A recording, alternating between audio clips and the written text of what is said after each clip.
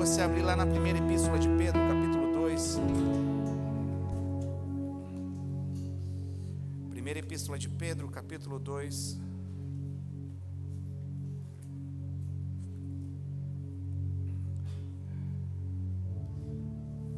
Um trecho bastante conhecido.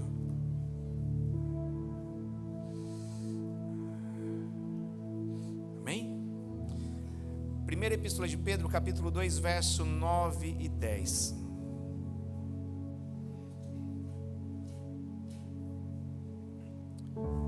Diz assim a palavra do nosso Deus. Primeira epístola de Pedro, depois do livro de Tiago, primeira epístola de Pedro, capítulo 2, verso 9 e 10. Diz assim a palavra do nosso Deus: Mas vós sois a geração eleita, o sacerdócio real, a nação santa, o povo adquirido, para que anuncieis as grandezas daquele que vos chamou das trevas para a sua maravilhosa luz. Antes não erais povo, mas agora sois povo de Deus. Antes não tinhais alcançado misericórdia, mas agora alcançastes misericórdia. Senhor, essa é a tua palavra, papai. Ministra aos nossos corações, Senhor, em nome de Jesus. Amém e amém. Você pode se assentar. Você pode deixar esse trecho aberto aí, a gente vai estar lendo. Obrigado, louvor. Nós precisamos entender, Pedro está escrevendo essa carta, as igrejas ali, as comunidades estavam sendo criadas na Capadócia, na Galácia, hoje seria a atual Turquia, tá? Então essa região, tá, não é uma carta específica para uma igreja somente, mas era para se espalhar. Essas igrejas eram constituídas de pessoas gentias, então não era uma igreja de judaizantes, pessoas que conheciam a palavra, conheciam a promessa, não, eram pessoas que tinham sido alcançadas pelo Evangelho de Cristo, elas creram no testemunho de Cristo, e por isso elas entregaram a sua vida a Cristo, e se renderam. Então Pedro está escrevendo a pessoas novas na fé, como não cristãos de berço, mas pessoas que estavam ali aprendendo e a conhecer, ele dá instruções muito importantes. Tá? Na minha Bíblia aqui, está assim o título, tá? Título não é a palavra, título é só para dar uma orientação, conforme nós lemos a palavra de Deus. Na minha está assim: os crentes são a casa espiritual edificada em Cristo. De um tempo para cá, a gente tem falado bastante, de um tempo para cá não, a nossa igreja, né, ela focou em famílias, né? E assim será. Por quê? Porque, como nós lemos aqui, famílias sacerdotais é o alicerce de uma igreja e uma sociedade forte. A igreja é composta por quê? Por famílias. Se a sua família está bem, todas as famílias estão bem, a igreja vai estar bem. Entende? Essa é a moral da história. Então, se nós entendemos que a igreja não é um prédio, mas a igreja é composta de diversas famílias que juntas formam o corpo de Cristo, cada um com as suas limitações, cada um com as suas qualidades, nós entendemos a importância um dos outros. Então nós vamos zelar pela vida do nosso irmão, nós vamos zelar principalmente para a nossa casa. A gente ensina que todo cristão que tem uma família, ali é a sua pequena igreja. Então o meu compromisso é com a minha esposa, com o meu filho. O seu compromisso, marido, é com a sua família, é de cuidar, é ter esse cuidado. E quando nós estamos fazendo isso, nós viemos à igreja celebrar a Cristo, glorificar a Cristo. É onde nós somos renovados, onde nós adoramos, é onde nós recebemos a palavra de Deus. Amém? Então, nós precisamos entender as responsabilidades que Pedro estava ensinando, e isso é muito importante. Tem coisas que competem à igreja, e tem coisas que competem a mim e a você como indivíduo, amém? Então, se a gente puder ler, tá? Acompanhar desde o capítulo 2, do verso 1, 1 Pedro, capítulo 2, a partir do verso 1, diz assim: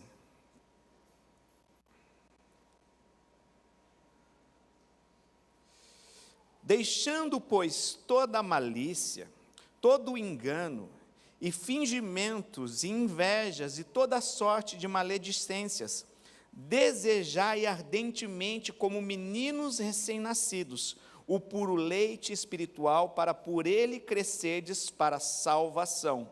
Agora que já provastes que o Senhor é bom, tá? Então, mais uma vez, ele está falando a uma igreja nova, a uma igreja que precisava crescer. Ele não está chamando de meninos, ele não está chamando de maturos, mas ele está comparando a bebês que choram quando tem fome, amém? Né? Uma criança, ela não sabe discernir, ela não sabe falar, ela não sabe pronunciar, mas quando ela tem fome, né? A criança chora por algumas coisas, ou porque está com cólica, ou porque está com fome, ou porque precisa ter a sua fralda trocada, amém? É esse o básico. Então você já discerne, se ela mamou agora, então não é leite, você vai. Então Pedro está falando assim, olha, desejem esse crescimento como o leite que um bebê recém-nascido deseja, tá? Para quê? Para que a gente possa crescer. Por quê? Porque, como a gente sempre tem falado também, cada um de nós que estamos aqui, nós já provamos uma porção do Senhor.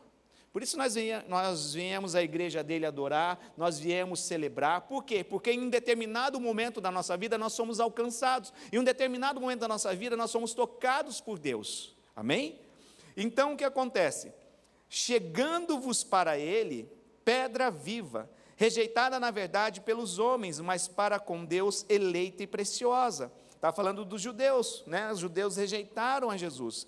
Vós também, como pedra viva, sois edificados como casa espiritual para serdes sacerdócio santo, a fim de oferecer sacrifícios espirituais aceitáveis a Deus por Jesus Cristo. Pois na Escritura se diz, vede, ponho em Sião uma pedra angular, eleita e preciosa, e quem nela crer não será confundido. Está falando de Cristo. Ora, para vós os que credes, essa pedra é preciosa, mas para os descrentes, a pedra que os edificadores rejeitaram, essa foi posta como a principal de esquina, uma pedra de tropeço e uma rocha de escândalo. Tropeçam porque são desobedientes à palavra, para o que também foram destinados. Mas eu e você, nós somos a geração eleita, o sacerdócio real, a nação santa, o povo adquirido para quê? Para que anuncieis as grandezas daquele que vos chamou das trevas para a sua maravilhosa luz. Antes não erais povo, mas agora sois povo de Deus. Antes não tinhas alcançado misericórdia, mas agora alcançaste misericórdia. Verso 11, amados, peço-vos como a peregrinos e forasteiros, que vos abstenhais das concupiscências da carne, ou seja, os desejos da carne, as quais combatem contra a alma. O vosso procedimento entre os gentios seja correto, para que naquilo em que falam mal de vós, como de malfeitores, observando as vossas boas obras, glorifiquem a Deus no dia da visitação. Ou seja, está falando do nosso testemunho, do nosso procedimento, tá? Sujeitai-vos a toda a autoridade humana, por causa do Senhor, quer ao rei como soberano, quer aos governadores, como por eles enviados para castigo dos malfeitores, e para louvor dos que fazem o bem. Pois é a vontade de Deus que, pela práticas, façais emudecer a ignorância dos insensatos. Tá? O que é a vontade de Deus? Que pelo meu testemunho, seu testemunho, nosso exemplo, tá? Nós venhamos emudecer a ignorância das pessoas insensatas, daqueles que não creem, através do nosso testemunho, não é através de um bate-boca, mas é através do meu e do teu testemunho, amém? Verso 16, como livres e não tendo a liberdade por pretexto de malícia, mas vivendo como servos de Deus. Honrai a todos, amai aos irmãos, temei a Deus, honrai o rei. Verso 18, vós servos, sujeitai-vos como todo temor aos vossos senhores, não somente aos bons e moderados, mas também aos maus, pois isso é agradável, que alguém que por causa da consciência para com Deus, consciência de quem?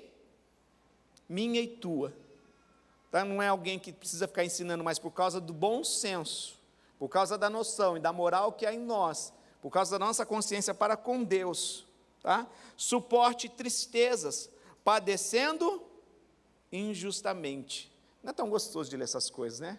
Ah, mas estou sendo injustiçado, pastor. Shhh. Suporta as tristezas, padecendo, tá? Mas que glória é essa? Se pecando e sendo esbofeteados por isso, o suportais com paciência. Se, porém, fazendo o bem, sois atingidos e o suportais com paciência, isso é agradável a Deus. Para isso foste chamados, porque também Cristo padeceu por vós, deixando-vos exemplo para que sigais as suas pisadas. Ele não cometeu pecado, nem na sua boca se achou engano. Quando foi injuriado, não injuriava. E quando padecia, não ameaçava, antes entregava-se àquele que julga justamente. Ele mesmo levou em seu corpo os nossos pecados sobre o madeiro, para que, mortos para o pecado, pudéssemos viver para a justiça.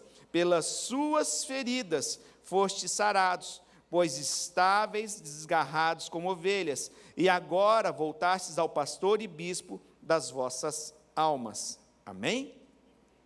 Então, Pedro está deixando bem claro aqui, às vezes nós passamos por situações tristes e injustiça, mas isso não quer dizer que tem que ser a vida inteira, irmãos. Isso não é o padrão, a vida inteira, não é o deserto, a vida inteira das nossas vidas. Faz parte de um processo da nossa caminhada. Quando isso aconteceu com Jesus? Em alguns momentos do seu ministério, mas principalmente no final do ministério dele. Então nós temos que estar cientes que ele, como exemplo, ele trilhou um caminho, não é isso que ele fala? Tendes bons ânimos, no mundo tereis aflições, mas eu venci o mundo. E ele fala, sigam essas pisaduras. Então, às vezes, vai ter momentos na nossa vida que a gente vai estar sendo injustiçado, mas existe um justo juiz, a qual nós devemos confiar e entregar toda a situação. É isso que Pedro está dizendo. Existe um que é o bom, que é o justo, que é fiel e verdadeiro. Então, em vez de ficarmos atemorizados, blasfemando, injuriando, ameaçando, como Pedro fala, nós devemos descansar e confiar em Deus. O pastor da nossa alma, o pastor dos nossos sentimentos. Então, quando nós entendemos isso, a gente não fica expondo a nossa vida em redes sociais, que não é estranho um pouco. É estranho a gente postar para todo mundo lá, estou isso, estou aquilo. Não, tem um bom pastor que cuida dos seus sentimentos. Tem um bom pastor que tem acesso 24 horas. Tem um bom pastor que ele nunca o telefone de Jesus vai estar dando ocupado. Nós devemos recorrer a ele. Paulo fala isso em Filipenses, olha, não andeis ansiosos por coisa alguma, mas colocai diante de Deus, através de súplicas e orações, os vossos anseios. Então, em vez de nós ficarmos procurando um caminho mais fácil, que talvez queremos um tapinha nas costas, talvez queremos uma pessoa que fale, encoste no nosso ombro e fale, você está sendo injustiçado, coitadinho dele. Nós devemos recorrer àquilo que vai solucionar, que é o pastor das nossas almas, trazendo a solução, fazendo a justiça dele. Não é isso que nós devemos buscar em primeiro lugar o reino de Deus e a sua justiça? Então é confiar em Deus. Quantas vezes, de repente, eu passei por situações, quantas, mas em situações, alguns momentos da minha vida que eu fui injustiçado, que não dava para falar para ninguém, só me coube confiar em Deus. Então, Pedro nos mostra um caminho seguro, para quê? Para que a gente possa viver aquilo a qual nós somos chamados, amém? Vocês estão aí? Então, nós precisamos entender que uma igreja forte não nasce de programas bem organizados ou grandes eventos, mas ela vai nascer de lares firmados na palavra de Deus. Amém? Quando as famílias vivem o sacerdócio que Deus lhes confiou, ensinando, protegendo, guiando seus filhos no caminho certo, a igreja se fortalece e a sociedade é transformada. Amém? Um time de futebol forte é composto por quê? Por jogadores bons. O Neymar acho que voltou para o Santos aí, né? Tudo média, tudo jogada de marketing, tudo, entende?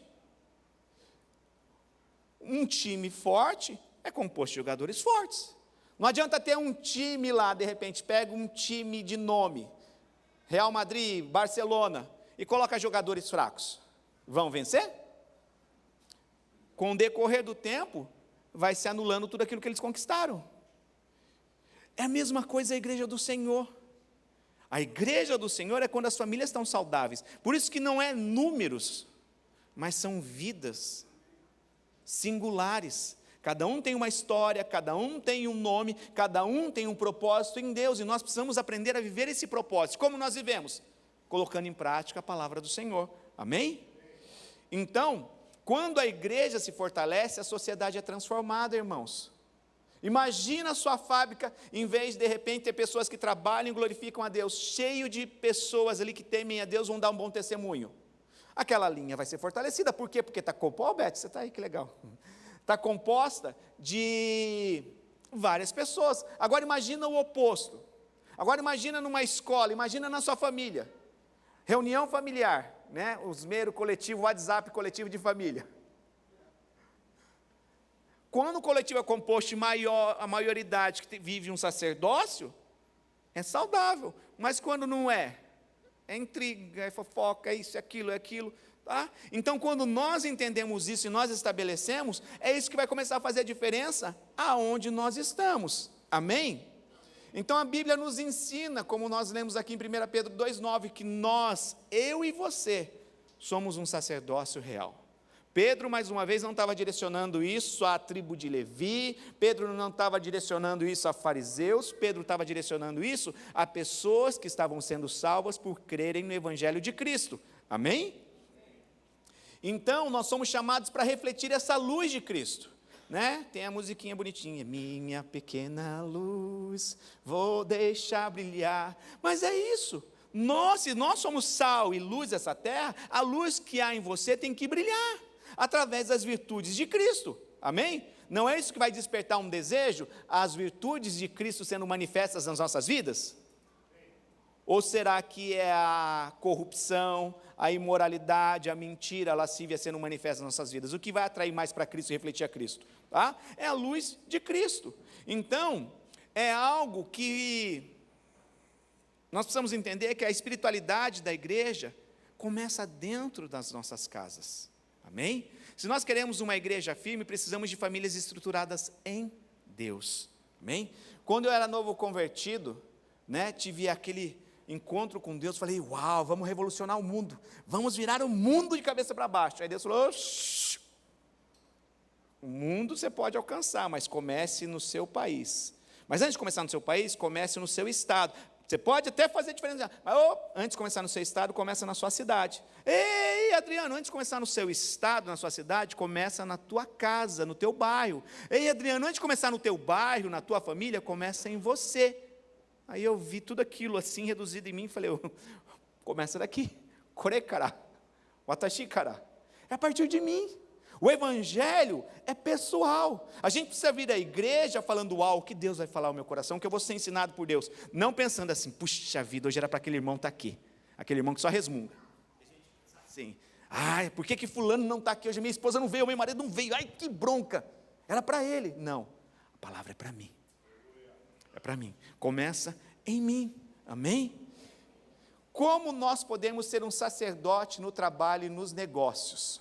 Primeiro a gente precisa entender os atributos de um sacerdote, ok? Então Pedro fala duas vezes aqui no verso 5, nós fomos edificados casas espirituais para sermos sacerdócio santo. E depois no verso 9, nós somos a geração eleita, o povo escolhido de Deus. A gente precisa saber então o que é um sacerdócio. Um sacerdote no Antigo Testamento, ele tinha algumas funções específicas. Por exemplo, oferecer sacrifícios, tá? Então os sacerdotes eram responsáveis por apresentar sacrifícios, tá? De ofertas e de expiação pelos pecados do povo. O sacerdócio, ele era responsável por ensinar a lei, ok? Eles instruíam os israelitas sobre a lei de Deus, explicando os mandamentos e orientando sobre a pureza ritual e moral de Deus. O sacerdócio, ele intercede pelo povo. Os sacerdotes, eles faziam intercessão por Israel por meio de orações e bênçãos, ok? O sacerdócio, ele procura manter a pureza cerimonial. tá? Eram responsáveis por avaliar condições de impureza, né? Você vai ver Jesus mesmo falando, olha, está com lepra, foi curado, apresenta-te ao sacerdote. Para quê? Para o sacerdote ver que tinha sido curado, estava limpo, e ia ser declarado puro, por quem? Pelo sacerdote, tá? E outras questões relacionadas à santidade. O sacerdote era responsável por cuidar do templo, do tabernáculo. Eles eram encarregados da manutenção dos utensílios sagrados usados no culto, tá? Além de supervisionar todo o que envolvia o sistema de sacrifícios. Eles eram responsáveis também por conduzir as festas e celebrações religiosas, tá? Eles participavam das festas judaicas, como Páscoa, Pentecostes, ok? E eles eram responsáveis por consultar a Deus. Amém? Algumas vezes o sacerdote buscava orientação divina por meio do Urim e Tumim. Isso, gente, é muito estranho. Imagina ter duas pedrinhas que o sacerdote colocava no bolso. Uma preta e uma branca. Vamos sair à guerra. Vamos consultar a Deus. Pega o Urim e o Tumim. Fazia assim, gente, era igual jogar dado. Mais ou menos. Caiu aqui a branca para cá, é para a gente fazer isso. Era assim que eles faziam. Às vezes a gente quer espiritualizar as coisas simples de Deus. Como eu falo sempre, se fosse depender da gente, a gente ia viver uma vida limitada. A gente não ia profetizar para a viúva, a gente não ia cumprir a obrigação de Deus, a gente não ia fazer igual Jacó fez, eu vou lá enfiar estacas na terra lá, para que o rebanho, quando fosse beber, Deus ia cuidar e abençoar através de estacas enfiadas, a gente ia achar tudo místico. Mas é só ler a Bíblia. É só ler a Bíblia. Talvez sirva para hoje, algumas coisas podem de repente servir. Tem coisas que não, mas a gente tem a base que é Cristo. Tá? Então, essas eram as funções no Antigo Testamento, a gente consegue transferir isso para o nosso sacerdócio real. Amém? Por exemplo, o que nós podemos fazer hoje, tá? Na nossa vida, na atualidade, viver uma vida consagrada a Deus e dar um bom testemunho, ok? Interceder pelos outros em oração. Jesus deixa claro, abençoai os que vos perseguem. Outra vez digo, abençoai, não amaldiçoai. Amém? Anunciar o Evangelho, ensinar a palavra de Deus. Adianta você pegar e pregar para toda a sua vizinhança, se você não estiver pregando dentro da sua casa? Que adianta o homem ganhar o mundo todo e perder? A nossa casa é a nossa primeira igreja. A nossa casa é a nossa responsabilidade primária. Amém? Servir a comunidade com amor e compaixão, oferecer sacrifícios espirituais, tá? Como louvor, obediência e boas obras. Isso representa sacrifícios espirituais, ok? No contexto familiar, o que se aplica ao sacerdócio? Guiar espiritualmente filho e cônjuge, orar pela família, ensinar princípios bíblicos e dar o exemplo de uma vida de fé e retidão, irmãos. É isso que se aplica o sacerdócio. Amém? Alguma dúvida? Não? Então vamos lá. Como ser um sacerdote no trabalho e nos negócios? O sacerdócio, então a gente precisa entender que não se limita ao lar ou à igreja. A gente vê aqui, orar, né? Orar pelos seus senhores, honrai a todos, temei a Deus e honrai ao rei. Isso envolve toda a sociedade. Amém? Então, não se limita ao lar ou à igreja, ela se estende ao nosso trabalho, aos nossos negócios. Como cristãos, eu e você fomos chamados a ser exemplo em tudo o que fazemos, demonstrando o quê? Integridade, sabedoria e excelência. Não é questão de igreja, é questão de eu e você, por termos o nome Filho de Deus, por representarmos um reino, por representarmos um sacerdócio, está incutido em mim e você essa responsabilidade, vocês concordam? Então nós fomos chamados para demonstrar isso, através da nossa vida e o nosso testemunho, integridade, sabedoria e excelência, ok? Então a Bíblia nos ensina, Colossenses 3:23, tudo quanto fizerdes, fazei-o de todo o coração, como ao Senhor e não aos homens. Imagina você aplicando isso na sua casa. Poxa, eu vou fazer uma comida para o meu marido. Poxa, eu vou fazer uma sobremesa, como se estivesse fazendo para o Senhor. Olha, eu não vou pegar o coisa quebrado, eu vou colocar no pratinho bonitinho, eu vou pegar e fazer com todo carinho. Ah, toma aí, está lá, esquenta lá. Não é assim que a Bíblia está dizendo. Não é assim, tá? Nós devemos fazer em tudo. Isso alcança homens, mulheres, todo cristão, ok? Então, ser um sacerdote no trabalho significa ser um profissional competente e sábio. De tempos em tempos eu falo isso. Se você fosse o dono do local onde você trabalha, você ficaria feliz em ter você como funcionário? É o cara que só chega atrasado, só reclama, fica toda hora indo no banheiro. Você gostaria de ter um funcionário igual você? Faz tempo que a minha esposa não faz isso, mas de vez em quando ela pega assim, ela quer colocar, quer dar um raduga, ela fala, você gostaria de ter um pastor igual você? Não posso pensar milésimo, tem que responder, tem que estar na ponta da língua. Mas é lógico, é claro, que se eu demorar uns 2 segundos assim, ela fala, tá vendo? Você gostaria de ter um funcionário igual você? Se a resposta for sim, ó, fala, uau. Mas você demorou para pensar? Se você fosse o professor da sua escola, você gostaria de ter um aluno igual você? É assim a vida, irmãos. Se você fosse casado e você fosse o outro cônjuge, você gostaria de ser casado com... Ai, Mônica. Ainda bem que não foi Henrique, tá vendo? Então, ó. É coisas para nós refletirmos. Isso é meditar na palavra. Amém? Então, nós fomos chamados para agirmos com essa competência e com essa sabedoria. Deus nos chama para sermos diligentes e inteligentes em nossas atividades, irmãos. Provérbios 22, 29 diz assim: vês um homem diligente na sua obra, perante reis será posto, não permanecerá entre os de posição inferior ou entre a plebe, conforme algumas traduções. Então, quando nós agimos com diligência, irmãos, fazemos com a excelência onde nós estamos, nós alcançamos certas posições.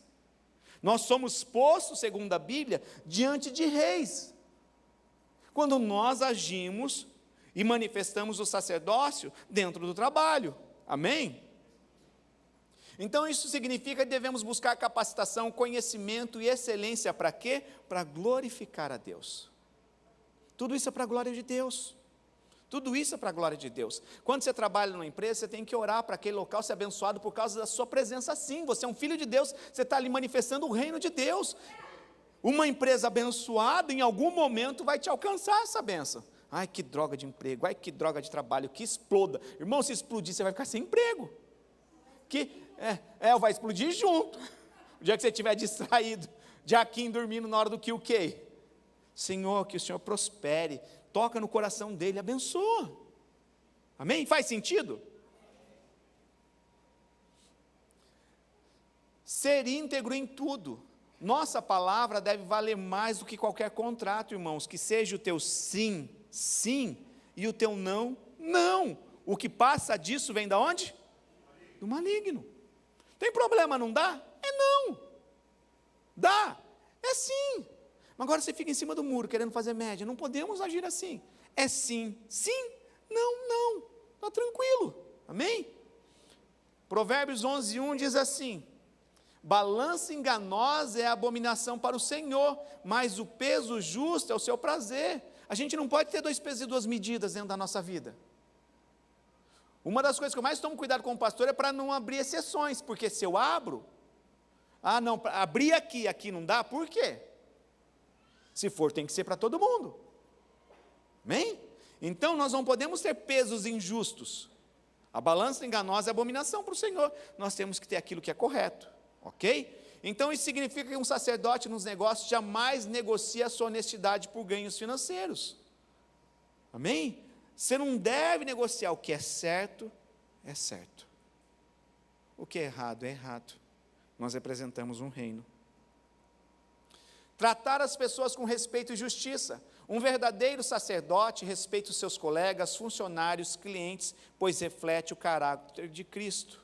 Tiago 3,17 diz assim: mas a sabedoria que vem do alto é primeiramente pura, depois pacífica, moderada, tratável, cheio de misericórdia e bons frutos, sem parcialidade e sem hipocrisia. Amém? Nós devemos agir assim, com todas as pessoas. Imagina você tem uma escola, imagina você tem uma empresa, as pessoas glorificam a Deus por causa do seu procedimento. Agora imagina você sendo o oposto, você tem uma empresa, você leva ali o nome de Cristo e de repente você é injusto, você é parcial, você age com parcialidade, você puxa a sardinha para um lado, entende? Tudo isso faz com que o nome de Cristo não seja glorificado, amém? Usar a sua posição para glorificar a Deus. Se Deus nos dá sucesso no trabalho ou nos negócios, nós devemos usá-lo para servir aos outros e avançar o reino. Tá?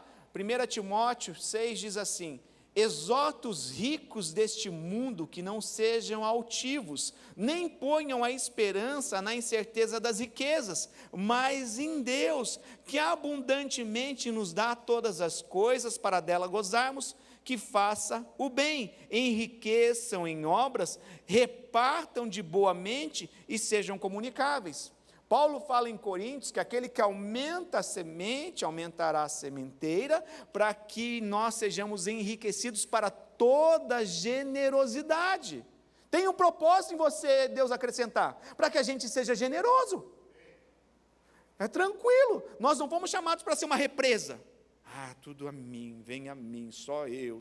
Não, nós somos chamados para ser um manancial. Quem crer em mim, no seu interior fluirão rios de água viva. Nós somos chamados para ser esse manancial, para ser uma bênção. Eu não estou falando que você fazer um voto de pobreza. Mas eu estou falando que tudo aquilo que Deus acrescenta e aumenta tem um propósito, para que através da nossa generosidade se deem glórias a Deus. Segunda Epístola de Coríntios, capítulo 9, verso 9 e 10. Através da nossa generosidade, amém? Então, o nosso trabalho e negócio são um campo missionário. Quando nós vivemos como sacerdote no mercado de trabalho, nós damos testemunho do reino e nós impactamos vida. Talvez você foi chamado para não estar pregando, mas talvez o seu chamado vai ser impactar vidas através do seu testemunho no seu trabalho, na sua empresa, na sua escola, aonde você estiver. Nós podemos exercer o sacerdócio e fazer com que se deem glórias a Deus através das nossas vidas, amém?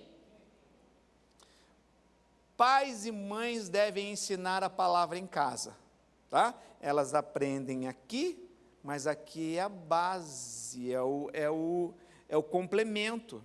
Então não adianta nada, de repente, a gente ensinar aqui, se elas não veem isso em casa. Como nós pregamos a palavra? Com o nosso testemunho, com nossos ensinamentos, com o nosso posicionamento. O nosso posicionamento indica tudo. Eu ando com pessoas, eu aprendo só de ver. Assim que faz, sim. Nós estamos ensinando, as pessoas estão de olho na gente. Você sabe que hoje em dia é assim, seus filhos não estão prestando atenção no que você fala somente, eles estão prestando atenção no que vocês fazem. Se nós entendermos isso, começa a facilitar tudo. Então, tudo aquilo que eles aprendem, tudo aquilo que eu e você aprendemos na igreja, nós replicamos isso em casa, você vai consolidando, você vai exercendo um sacerdócio. Amém? Então, o ensino da fé não deve ser terceirizado para a igreja ou para outros. Deus deu essa responsabilidade aos pais. Amém? Você crê nisso? Deuteronômio 6, 6 e 7 diz assim: e estas palavras que hoje te ordeno estarão no teu coração, e as ensinarás a teus filhos, e delas falarás assentado em tua casa, e andando pelo caminho, e ao deitar-te, e ao levantar-te. Se a gente não tomar cuidado, o que a gente está ensinando para os nossos filhos é murmuração. Murmuração. Reclamando de uma determinada situação, mas quando eu tenho a consciência, eu vou dar. Por mais que os meus pais amem a Deus, não partilham da mesma fé que eu nunca vi meus pais brigarem. A pastora também nunca viu os pais delas brigarem na frente. Por quê? Porque tudo isso é um ensinamento, tudo isso é um testemunho. Hoje em dia eu vejo cada coisa que você é falado na frente das crianças, que eu fico assim, uau, que mundo que estão vivendo. Depois não é trazer para o cultinho que vai resolver. Depois não vai trazer para uma rede jovem que vai resolver. Está ali sendo lançada. Agora é tão gratificante quando as pessoas veem e ensinam, e os filhos refletem, os filhos replicam aquilo que eles veem na gente. Os filhos vão replicar aquilo que eles veem nas suas casas. Tá? Então isso é uma responsabilidade que Deus incutiu aos pais. Amém? O órgão igreja, a eclésia, ela vai ser lançada agora em Atos. Jesus que vai estabelecer aqui a reunião dos santos para se reunir e adorar a Deus, compartilhar a palavra, mas antes, no Velho Testamento, em toda a história, não tem igreja. São famílias.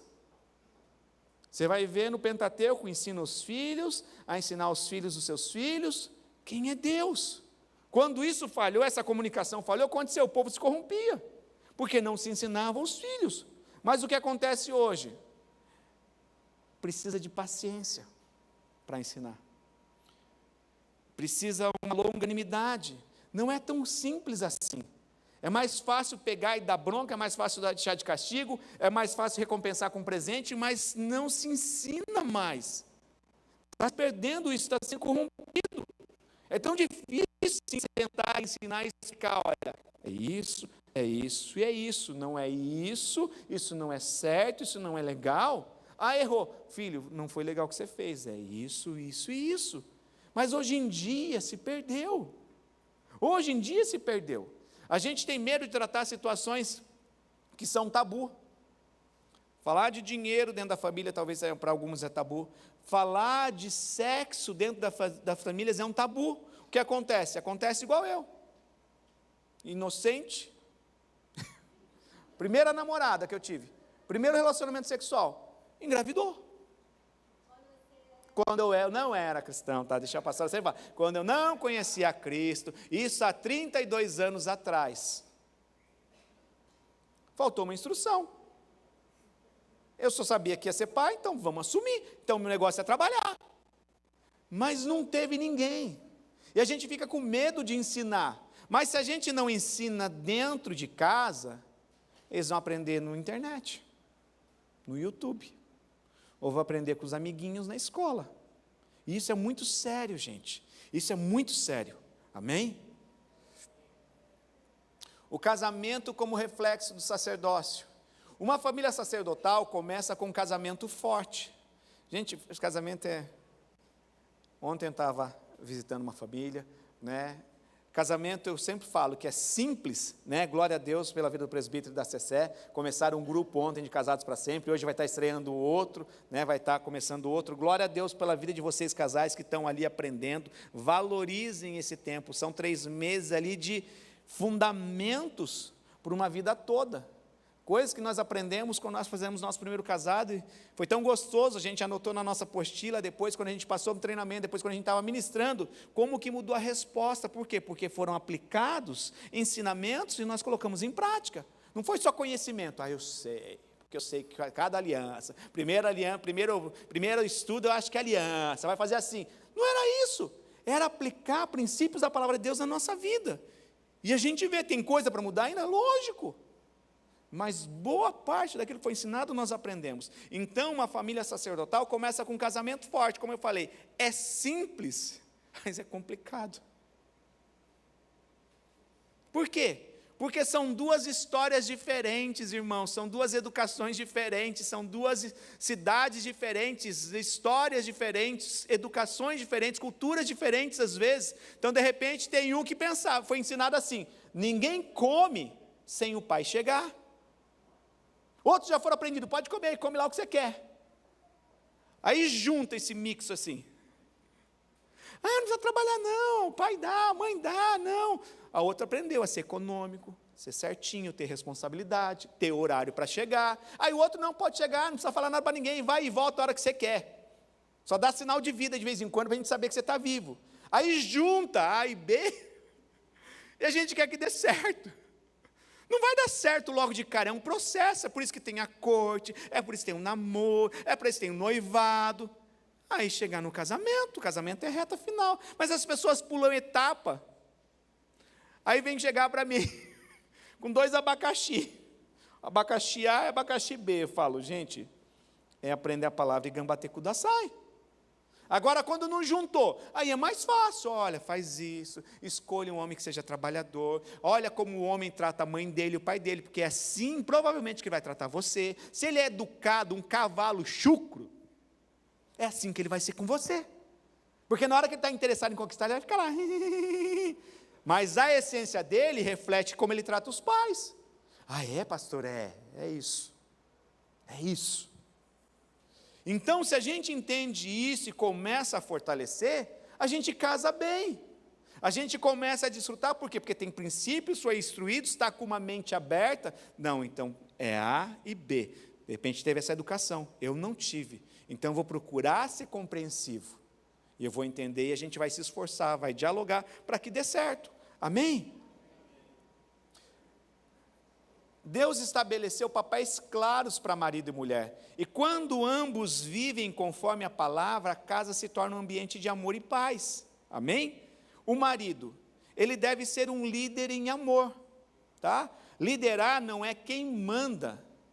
Liderar é aquele que tem que ter a percepção, ver um problema e procurar trazer uma solução. Liderar não é fazer vista grossa e fingir que não está existindo. Liderar não é mandar, liderar não é ser servido. Sou o líder, o pastor falou que eu sou sacerdote, por favor, traz um café para mim. Coloca 2 fatias de bolo aqui para mim agora, dá uma coçadinha nas minhas costas. Não é sobre isso. Liderar, quem foi o maior líder? Isso já foi e é replicado isso fora das igrejas, foi Jesus Cristo. Você quer ter um exemplo de líder? Jesus. Ele deixa claro, eu não vim ser servido, mas dar a minha vida e servir para dar a minha vida em resgate a muitos. É simples assim. É simples assim. Amém? Então, o marido deve liderar a sua casa como Cristo lidera a igreja, ou seja, com amor, paciência e sacrifício. Amém? Efésios 5:25, vós, maridos, amai as vossas mulheres, como também Cristo amou a igreja, e a si mesmo se entregou por ela. Então isso significa que o marido deve servir a sua esposa, em vez de apenas exigir obediência, amém?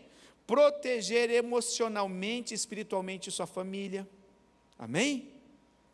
Você tem que ser aquele que aguenta o tranco, irmão. Você tem que ser aquele que levou uma bronca na fábrica, assim, puff, chega em casa, oi amor, está tudo bem? Está tudo bem. Não chegar aquele cara, ai que droga, que não sei o que, esse Japão, essa droga de fábrica. Gente, você tem que ser aquele que é o apaziguador.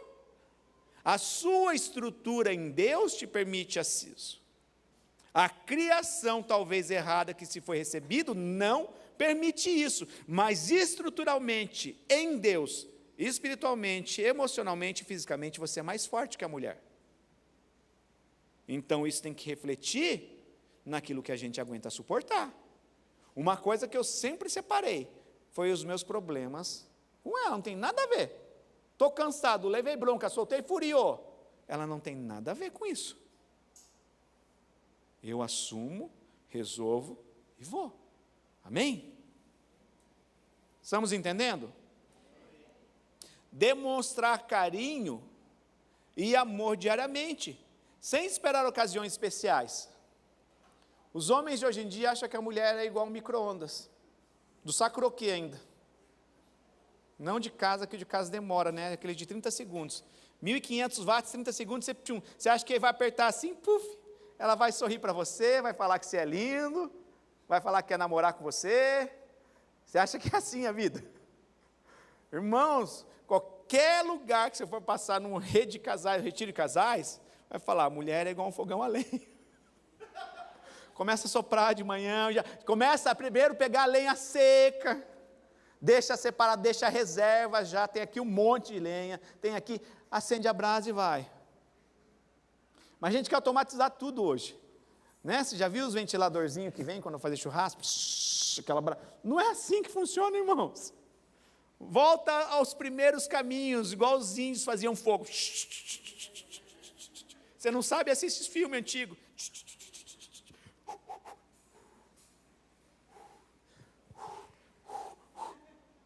A gente acha que é igual coisa aqui, pega o maçarico e você vai ser maçaricado. Fica a dica.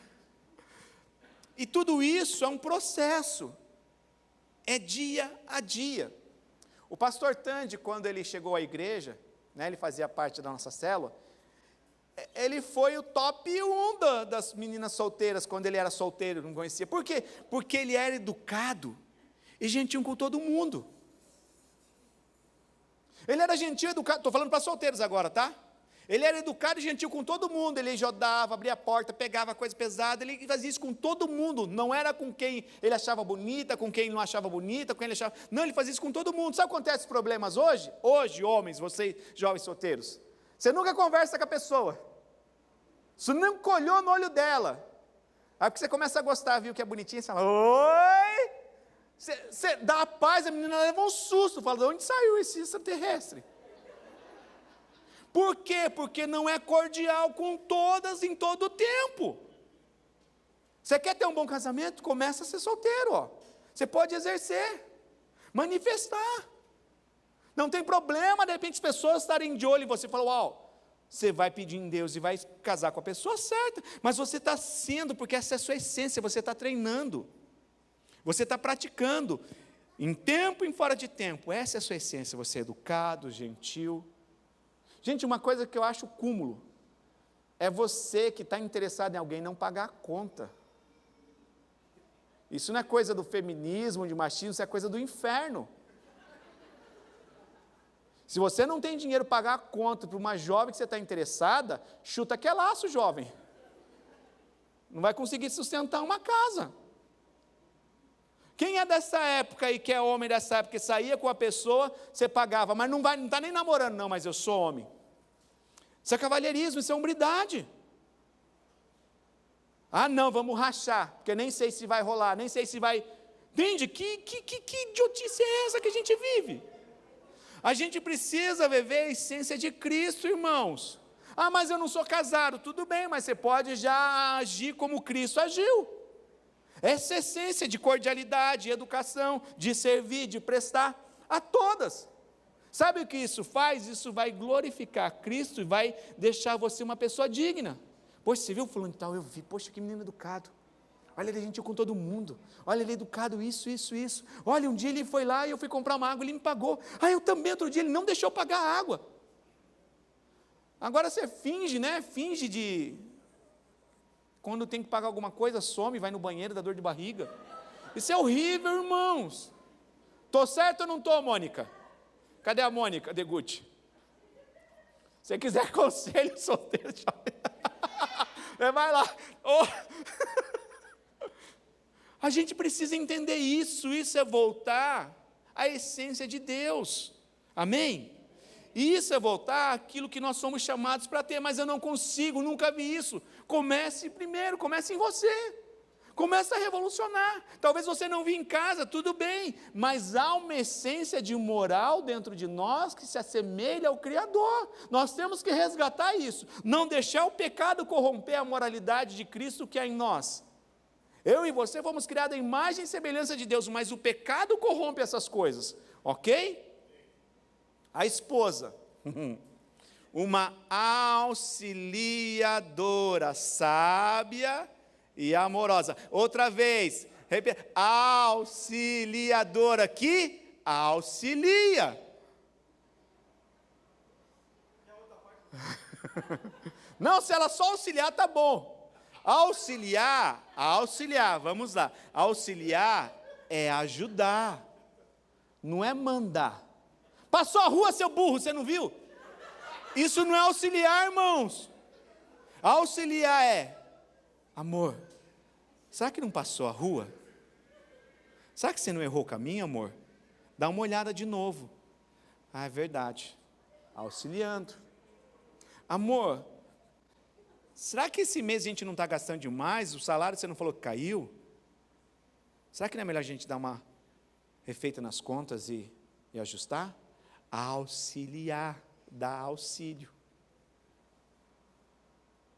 Não enfiar a goela abaixo, porque para isso já tem o Espírito Santo, irmãos. Eu, quando erro, Quando erro feio, grandão, tipo assim, já vem aquele pensamento, eu vou ouvir, eu te falei. Já vem essa acusação, vem essa mente, essa voz do além, eu vou escutar, eu te falei, não te falei? A vontade minha, quando eu erro, irmãos, é pegar minha cabeça e dar umas cabeçadas, e falar, mas que burro, que cabeçudo, olha o que você vai ter que passar agora.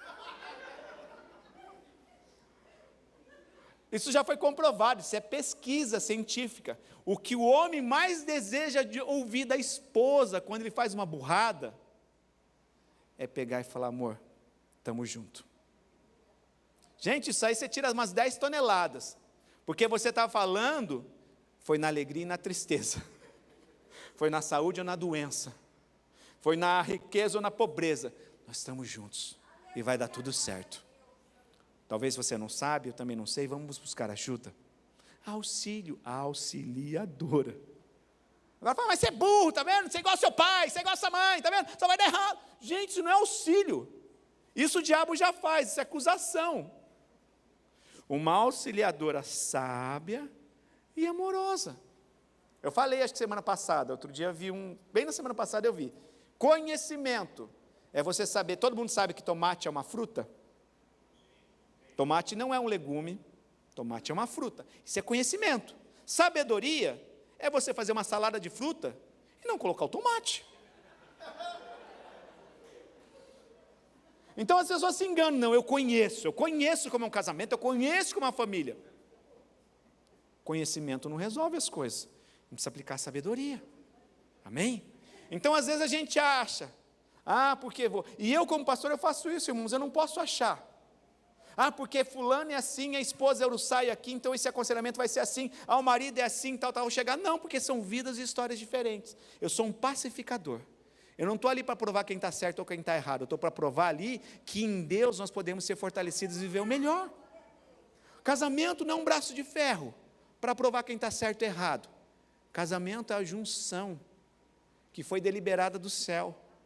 E quando nós vivemos isso, tudo começa a desenrolar. Amém? Então a esposa ela tem o papel de apoiar, a não ser que seja antibíblico, irmãos. A não ser que seja antibíblico, retire o seu apoio. Mas se de repente ele falou, eu vou tentar fazer um Uber. Isso, amor, vai lá. Se você não sabe, procura quem vai fazer. Olha, vai lá, vê com o presbítero Anderson, vê com o pessoal que faz Amazon e tal. Vai. Lá, agora que resolveu levantar do sofá. Vamos ver se vai mudar. Gente, isso não tem sabedoria, não tem auxílio, não tem apoio nenhum. Vocês estão me entendendo? Edificar o seu lar, respeitando a liderança do marido, ajudando a construir uma família equilibrada. Efésios 5, 22. Eu não sei qual que é o mais difícil, se é o Efésios 5, 21, 25 ou se é o Efésios 5, 22. Os dois. Efésios 5, 22 diz assim, vós mulheres, sede submissas aos vossos maridos, como ao Senhor. Sabe o que é ser submissa? Não é ser mandada. Ser submissa é estar debaixo de uma missão. Mas o problema é que nós, homens, talvez não aprendemos a ter uma missão. Nós não entendemos qual é a missão. E a gente fica lá perdido. Que parede que eu coloco a escada? Essa aqui que eu preciso trocar a lâmpada. Vou lá e coloco. A esposa auxiliadora, ela vai pegar e segurar a escada para você subir. Não pode chacoalhar.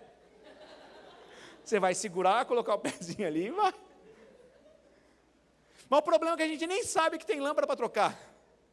A gente nem sabe onde que tem, o que é uma escada. E a gente vai levando a vida assim. Eu estou dando um exemplo simples para a gente ver como é. Agora, se você tem uma missão, olha, amor, a gente veio para cá, a gente não vai morar aqui, a gente vai ficar um tempo aqui, a gente vai juntar dinheiro e vai voltar ao Brasil. Está tranquilo. Como a gente vai fazer? A gente vai economizar tanto, no feriado a gente vai juntar uma reservinha para a gente passear. É a missão. Essa é a missão clara, você trabalha mais, ganha menos, então a gente vai fazer aqui, ajeitar aqui, tal. A gente paga as nossas contas, e todo mês a gente vai fazer esse aqui-soco. Essa é a missão. Aí, de repente, ela vê, no primeiro coisa, gastando dinheiro, toda maquilquei, toma Red Bull, toma café, toma não sei o quê. Primeiro feriado, primeiro fim de semana, vai e gasta tudo. Compra um PlayStation 5. a missão começa a ficar meio avacalhada. E a mulher, ela por apoiar, mas ela talvez faltar a sabedoria, ela vai querer tomar as rédeas. E vai começar a desandar tudo. Tem que ter diálogo. Amor, mas você não falou que era para a gente começar? Mas é que o pessoal falou que o PlayStation é legal, não sei o que, estava barato. Lição 3 do Casados para Sempre. Acordo. Faça tudo em acordo, irmãos. Você, a partir do momento que você casou, não é mais o meu, é o nosso. Não é o meu dinheiro, as minhas contas, não, é tudo nosso. É igual o pastor Tange deu o golpe, né? Ele tenho 2 milhões, em dinheiro não, em dívida. Casou com a pastora Mônica. Não era mais a dívida do pastor Tange, a partir do momento que ela falou sim, era a dívida deles. Mas agora ela está desfrutando também, dona de casa, está lá. Entende? Está dando para entender? Não é mais o teu filho, não, é o nosso filho. Não é mais o teu problema, é o nosso problema. Está dando para entender? Então é esse o papel. Então estar submissa, ser submissa, é debaixo de uma missão, irmãos. Talvez o que falte hoje em dia é a gente ter uma missão. Deixar claro, missão se comunica através de fala. Olha, é assim, assim, assim. É isso, isso e isso. É isso, isso e aquilo. Faz sentido para você? Faz. Está aprovado? Tá. Vamos juntos? Vamos. Agora a gente não comunica. A gente não fala.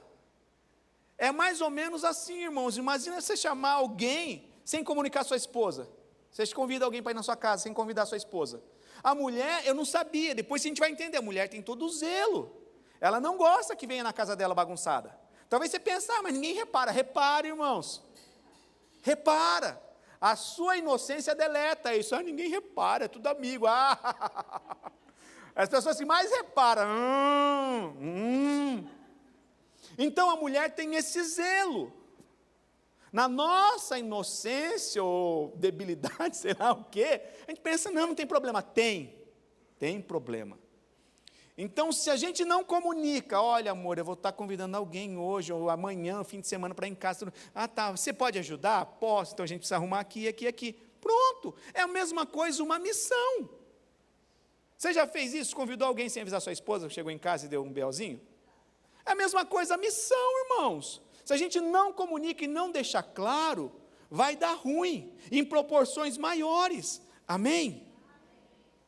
Então, ser submissa aos vossos maridos como ao Senhor, como você consegue forças, esposas?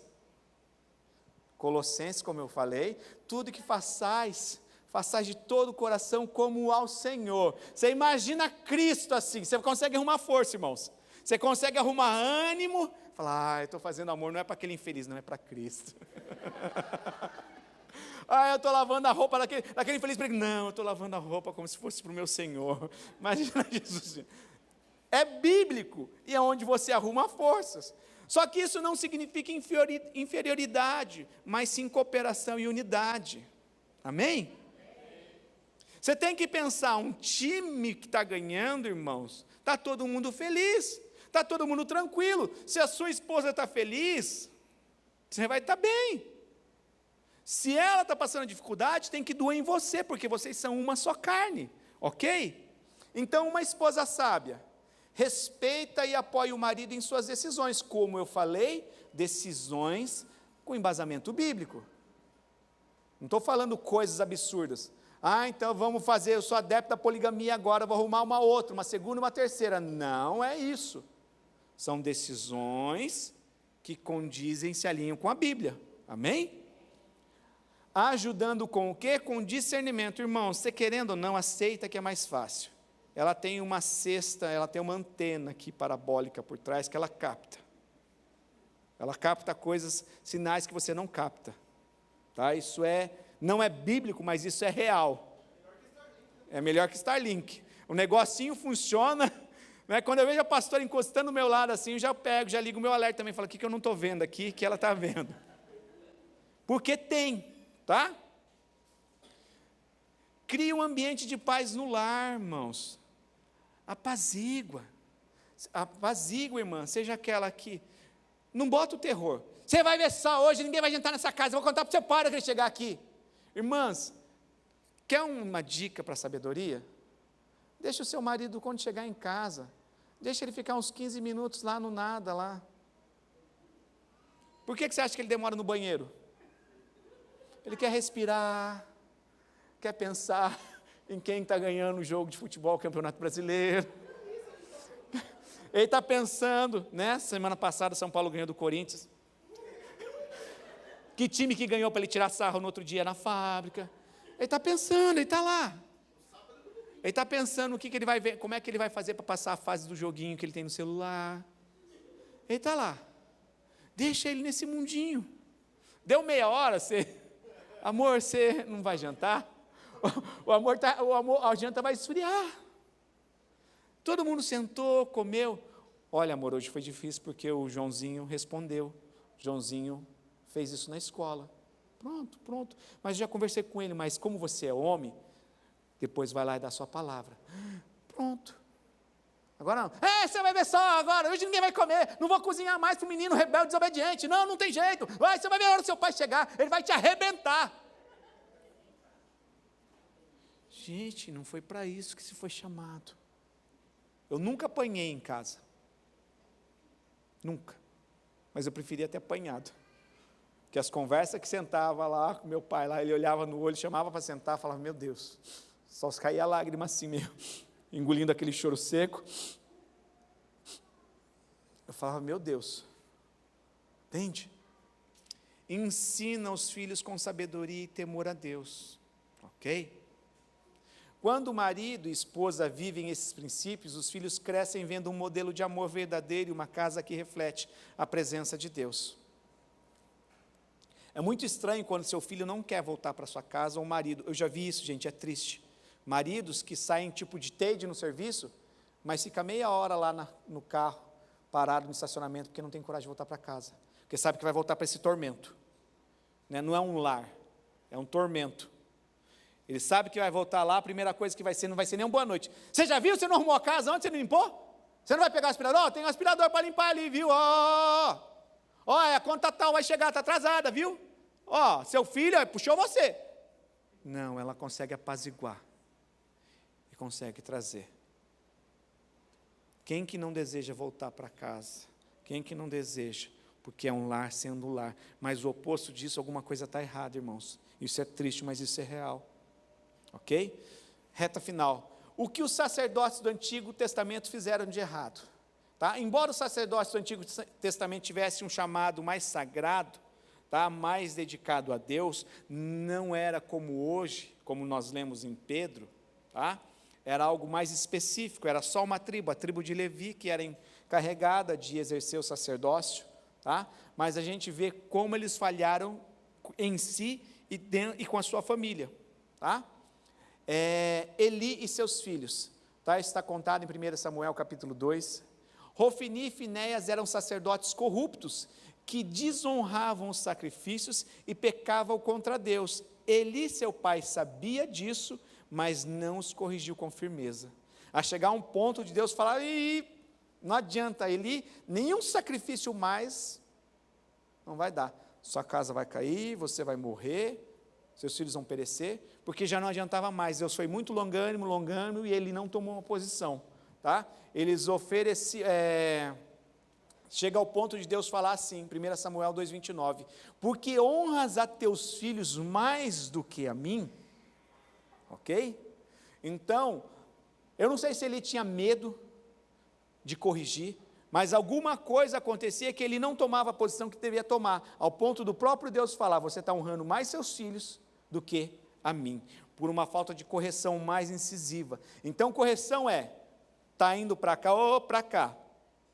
Você vai e volta, você ensinou. Você vê que está indo para cá, ainda você tem que vir e puxar. Você viu que está indo para cá ainda, era assim que eu aprendia. Nunca aconteceu isso comigo, tá? Você tem que trazer para o trilho, porque é esse encargo nosso, dos pais, direcionar os filhos. Mas hoje em dia acontece, eu sei, sabe? Então vai feliz ganhar o mundo. Não é assim. Eu estou cansado de ver, infelizmente, pessoas... não são uma, não são duas, pessoas que são adolescentes, que estão no coco, têm a capacidade, a oportunidade de estudar, fazer uma faculdade aqui, porque aprendeu aqui, estudou aqui, fez a língua, mas são envolvidas por maus conselhos. Que você vai perder tempo estudando? Vai numa fábrica. Conheço não só um, não são dois casos. O pessoal pensa que ser adulto é fácil, vai trabalhar numa fábrica, não aguenta. Porque não é tão simples a vida adulta trabalhando numa fábrica. E os pais pegam no pé, por quê? Porque os filhos têm condições de não viver aquilo. Têm condições de trabalhar num emprego mais leve, mais tranquilo, mas não dão ouvido para os seus filhos. Então, pai, cabe a nós insistirmos. Fala, filho, é isso. Amém? Não ir deixando, porque as crianças não vão sentir, irmãos. As crianças, elas vão achar e vão entender errado. Se eu e adulto, que às vezes a gente sente, é errado, imagina adolescentes que não têm experiência de vida, ok? Os sacerdotes nos dias de Malaquias ofereciam sacrifícios impuros e ensinavam falsamente ao povo. Deus fala, vós tendes violado a aliança de Levi, diz o Senhor dos Exércitos. Anás e Caifás, em vez de reconhecerem o Messias, tramaram a sua morte por inveja e desejo de poder. Imagina eu não permitir o povo ser abençoado por causa de inveja. Era isso que Anás e Caifás fizeram com relação a Jesus. O próprio Pôncio Pilatos relata isso, movidos por inveja. Entende? Então eles não exerceram o sacerdócio santo e irrepreensível diante de Deus. Eles foram movidos por sentimentos, mas nós temos um pastor, a qual nós lemos na epístola de Pedro, que é o pastor das nossas almas, dos nossos sentimentos, irmãos. Aprenda a não andar pelo que você sente, aprenda a andar pelo aquilo que Deus direciona e crê. Como Pedro falou, vocês estão aqui porque vocês já provaram que o Senhor é bom. Não pode haver dúvida em nossos corações para esse tempo que o Senhor é bom, irmãos. Daqui a pouco se levanta o anticristo. Daqui a pouco chegam os sinais dos tempos, a gente pode estar vivo ou não. Se a gente não tiver a convicção de que Deus é bom, Deus é justo, Deus é fiel, o que a Bíblia fala, o que o próprio Jesus fala? Olha, se não fosse poupado, remido, encolhido, até os escolhidos seriam confundidos e enganados, irmãos. Então a gente precisa ter esse discernimento e ter uma convicção cada vez maior que o Senhor é bom, o Senhor é justo, o Senhor é fiel na palavra dele, para quê? Para que a gente possa viver isso e transmitir aos nossos filhos, ok? Então esses exemplos mostram que um sacerdote não vive conforme a vontade de Deus, apenas se destrói, mas prejudica todo mundo ao seu redor. Bem? Se você é solteiro, é uma coisa. Eu sou solteiro, estou me drogando, eu estou gastando o meu dinheiro. Eu sou casado e estou me drogando, eu tenho uma esposa para cuidar. Eu sou casado e tenho uns 3 filhos aí, e eu uso droga. Se eu for preso, a casa cai para todo mundo. Tem um monte de brasileiro sendo preso. É brasileiro, é vietnamita, é japonês, não é uma etnia só. Estão plantando maconha em casa. Você acha que a polícia não percebe? A polícia só dá corda. Só vai dando corda. Para quando ela for, então eu estou falando em questão de responsabilidade. Se você é casado, a gente precisa alinhar certas coisas. Responsabilidade é diferente. Ah, eu sou solteiro, estou andando sem carta. Ok, tem uma responsabilidade. Eu sou casado, tenho filho, estou andando sem carta e bêbado. É outra consequência. Hoje em dia eu li uma reportagem que um brasileiro que foi preso, atropelou, estava bêbado, e a pessoa que estava do lado dele foi presa junto. Porque estava sendo conivente. Mas você não sabia que ele estava? Eu sabia. Você sabia que ele não tinha carro? Eu sabia. É a mesma pena quase. Então isso é muito sério, isso tem a ver com responsabilidade, isso tem a ver com sacerdócio. Ok? Então, se eu sou, e eu estou fazendo errado, não é somente eu que sou prejudicado, mas as pessoas à minha volta, ok? Então, precisamos equilibrar o nosso tempo para fortalecer os nossos relacionamentos, tá? Vivemos uma era onde a tecnologia domina as nossas vidas, roubando o nosso tempo, afastando as famílias. O celular, os jogos, as redes sociais têm substituído momentos valiosos com a família e com Deus. Aproveite o feriado, irmãos, tenha tempo de mesa, jogue tabuleiros, jogos de tabuleiros.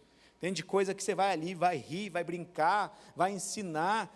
Não fique, hoje a gente vive uma época onde tem a TV no banheiro, tem a TV no quarto, tem a TV na sala, tem a TV no quarto dos pais, e cada um está vivendo o seu mundinho. Ter TV é pecado do diabo? Não, a Bíblia não fala isso. Mas viver isolado, cada um seu mundo, sim. Ok? Menos celular, mais tempo de conversa, menos TV e jogos, mais momentos juntos, menos isolamento, mais comunhão com os irmãos da fé, menos preocupações com o trabalho, mais tempo com Deus e a sua família, ok? A gente está no tempo de mudar, nós precisamos mudar. Os jovens estão perdidos, clamando por atenção, mas muitas vezes encontram pais ausentes, distraídos e espiritualmente fracos, tá? Eles precisam de pais presentes. Pais presentes não quer dizer que você tem que sair do seu trabalho e ficar com seu filho 24 horas, não. É tempo de qualidade. É o tempo que você está ali, olhando no olho dele, pode ser 5, 10 minutos. Só o fato de você perguntar como foi o seu dia, filho, como está a escola, o que você está precisando, já é o primeiro grande passo, ok? E o que estamos fazendo? Priorizando o trabalho, distrações e prazeres passageiros. Mas nós temos tempo ainda, ok? Com a ajuda do Espírito Santo, nós podemos restaurar as nossas famílias. João 14, 26. Mas aquele, o Consolador, o Espírito Santo, que o Pai enviará em meu nome, vos ensinará todas as coisas. O que eu e você podemos fazer hoje? Tomar atitudes práticas para fortalecer o nosso lar, tá? Faça um culto, irmãos, faça um culto doméstico. Como eu faço isso? Tira um momento, não precisa ser todo dia, mas de repente pega um dia, olha, quinta-feira a gente vai compartilhar uma palavra, a gente vai cantar um louvor aqui em família, e a gente vai ler um versículo. O que você entendeu? Entendi isso, pronto. Você está incutindo uma cultura, está estabelecendo o sacerdócio dentro da sua casa. Mas quantos fazem isso hoje? Talvez dificilmente. Não precisa fazer um culto teu, não. Leia um texto, olha, a gente vai estar aqui, ora do seu jeito, a oração é curta, não sei orar, não tem problema. Senhor, abençoa minha esposa, abençoa meu filho, eu não sei o que ele tem enfrentado, mas que o Senhor o guarde, que ele saiba que em todo tempo o Senhor está com ele, que ele não sinta medo na escola, que ele não se sinta intimidado, mas que ele saiba que existe um Deus que o ama. Pronto. Senhor, abençoa, que toda carência seja suprida, ok? É desse jeito. Então, que eu e você possamos nos levantar como verdadeiros sacerdotes e declarar: eu e a minha casa serviremos ao Senhor. Amém? Famílias fortes fazem uma igreja forte. Uma igreja forte transforma o mundo. Vamos começar em casa. Tá? Não é que está ruim, tudo acabando, irmãos, mas pode melhorar. Amém? Não adianta a gente querer ganhar o mundo se o nosso casamento aqui dentro da igreja está fragilizado. Não adianta a gente querer ir para fora, ganhar as nações, se de repente a nossa vida financeira precisa ser restaurada. É sobre isso, é sobre esse cuidado com as nossas famílias. Participe dos cursos que a igreja tem. Participe dos treinamentos que a igreja tem, participe das células, participe dos cultos jovens, participe dos eventos que tem na igreja. Amém? Para que você seja fortalecido, porque o maior interesse e o maior interessado que a sua família seja fortalecida e restaurada é o próprio Deus. É o próprio Deus. Amém? Eu queria te convidar a se colocar de pé. Nós precisamos orar para o sobrenatural acontecer nas nossas vidas como uma resposta de Deus. E para a gente orar, a gente precisa entender, irmãos, lá em Neemias 3, nós vemos que cada família foi responsável, tá? Isso é bíblico. Cada família foi responsável por reconstruir a parte do muro de Jerusalém que ficava diante da sua própria casa. Isso nos ensina um princípio poderoso. A restauração da cidade começou dentro de cada lar. É a sua responsabilidade, é você com os seus. Não se preocupa com o filho dos outros, é você com os seus. É tomando a espada e reconstruindo o muro, estando atento, tá? E junto à sua casa edificou Azarias, filho de Maazéias, filho de Ananias, Neemias 3:23, é você com sua esposa, é você com seu marido, é você com seus filhos, ok? Hoje nós não estamos reconstruindo muros físicos, mas nós precisamos restaurar os muros espirituais da nossa família. Precisamos proteger os nossos lares contra influências destrutivas. O que é levantar muros? É tudo aquilo que afeta a nossa casa. É fechar a porta de vícios, pornografia, imoralidade, mentiras. Tudo isso é levantar muros espirituais para proteger o nosso lar. Amém? Nós precisamos proteger os nossos lares contra influências destrutivas, ensinar a palavra de Deus com firmeza e criar um ambiente de amor e santidade. Se cada família, irmãos, assumir a responsabilidade de edificar o seu próprio lar na fé, nós veremos uma igreja cada vez mais forte, uma sociedade transformada. Por quê? Porque a mudança começa dentro de casa, dentro de mim e de você. Se o Senhor não edificar a casa, em vão trabalham os que edificam. Salmos 127, 1. Eu queria orar por você, tá? Eu peço que você venha aqui à frente, se posicione pela sua casa em oração. E nós vamos declarar pelo poder de Deus, tá? Que junto com Ele, junto com cada membro da nossa família, nós vamos reconstruir o nosso lar em Deus. Nós vamos tapar todas as brechas, levantar os muros espirituais e proteger a nossa casa. Amém? Eu te convido, você representando a sua família, venha aqui. Se quiser vir o casal, venha, mas não perca essa oportunidade. Não perca essa oportunidade. Não é sobre quem é maior ou melhor, ou quem tem mais qualidade ou mais erros. É você entender que juntos nós somos uma equipe, irmãos. Juntos nós podemos. Não é quem está certo ou quem errou, não é sobre isso. É sobre nós entendermos as responsabilidades e cada um assumir o seu papel. Cada um assumir o seu papel e juntos cooperarmos uns com os outros. É sobre isso, amém? É sobre isso, tá? Os líderes que não estiverem aqui na frente quiserem estar orando, mas coloca a sua casa, a sua família diante de Deus hoje. O que precisa ser restaurado é responsabilidade sua, o cuidado é seu, amém? Coloque a sua vida diante de Deus, coloque a sua família diante de Deus. Não perca essa oportunidade. Ore pelo sobrenatural de Deus. Ora para que venha um ajuste do céu. Ore para que você cumpra o papel dentro do seu lar, dentro de um casamento. Nós citamos aqui só alguns exemplos, mas há muito mais. Ore para que seja estabelecido o sacerdócio real. Ore para que o sacerdócio de Deus seja manifesto na sua família, na sua casa. Ore declarando o fim de brigas. Ore declarando o fim de contendas. Ore repreendendo todo espírito de contenda na tua casa. Ore repreendendo todo espírito de murmuração na tua casa. Ore repreendendo todo espírito contrário a Deus na tua casa. Ore declarando o favor de Deus sobre a tua casa. Ore declarando as bênçãos do Senhor sobre a sua casa. Ore declarando as bênçãos do Senhor sobre o seu casamento. Ore declarando as bênçãos de Deus sobre os seus filhos. Ore declarando a santidade de Deus sobre o seu lar. Ore declarando a palavra de Deus sobre a sua casa. Isso é ser uma família sacerdotal. Isso é sacrifícios espirituais. Não é reclamar, não é criticar, não é murmurar. Vai mudar. Existe um Deus que é por nós. Existe um Deus que zela pelas nossas famílias. Nós vamos mudar. Nós vamos dar a volta por cima juntos. Nós vamos ver toda essa situação transformada. É sobre isso, irmãos.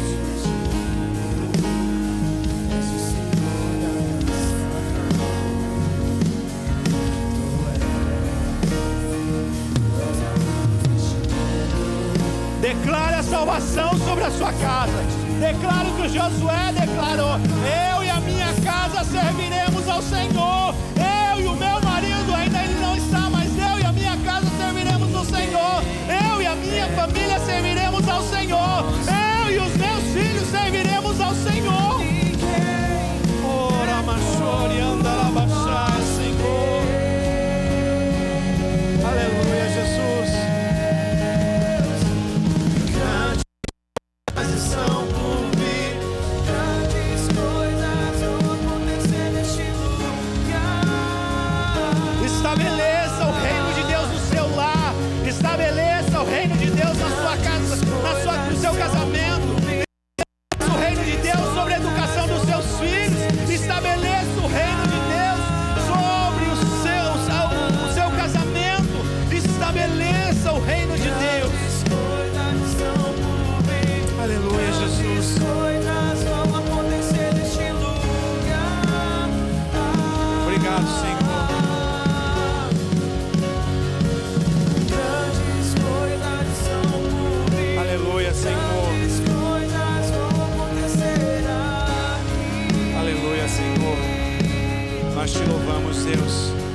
te agradecemos, Senhor. Nós te agradecemos, Senhor. Nós te agradecemos, Senhor. Nós te agradecemos, Senhor. Nós te agradecemos, Senhor. Nós te agradecemos, Senhor. Nós te agradecemos, Senhor. Nós te agradecemos, Senhor. Levante um altar de adoração na sua casa. Levante um altar de adoração na sua casa.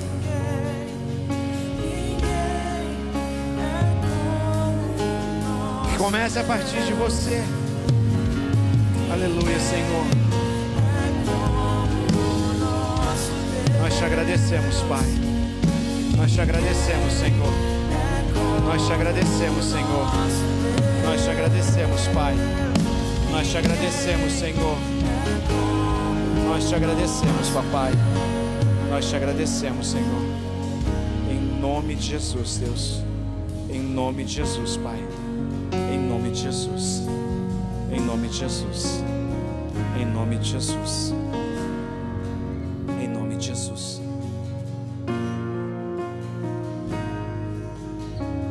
Em nome de Jesus, Senhor. Amém. Vamos fazer mais uma oração. Você pode colocar a mão no teu coração e repetir comigo? Senhor,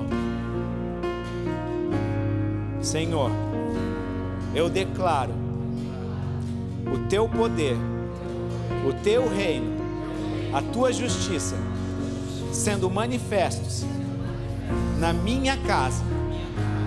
E eu te peço, me ajude a levantar um altar de adoração na minha casa. Me ajude a exercer o sacerdócio real na minha casa, para que a minha família seja abençoada e fortalecida no Senhor, em nome de Jesus. Amém e amém. Obrigado, Senhor.